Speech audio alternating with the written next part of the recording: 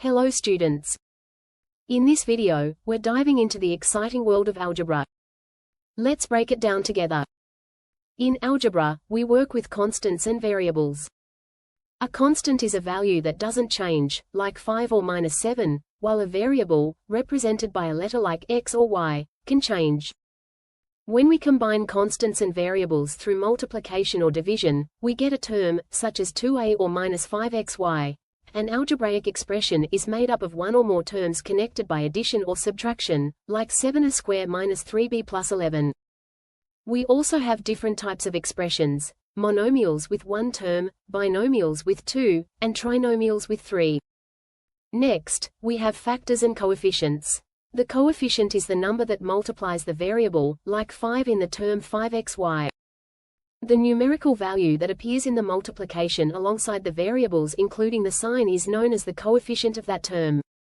And when terms have the same variables raised to the same powers, they are called like terms. Unlike terms are terms within algebraic expressions that have different variable factors. One fun part of algebra is substitution, where we replace variables with actual numbers to solve an expression. For example, if x equals 3, then the expression 2x squared minus 5x becomes 3 when solved. Lastly, equations are like balanced scales, both sides need to be equal. A linear equation has variables raised only to the first power. For example, a plus 7 equals 9. We can solve them using trial and error until the left-hand side equals the right-hand side. Here's a quick question. Can you think of an example where you'd need to solve for a variable in your daily life? Share your answer in the comments below.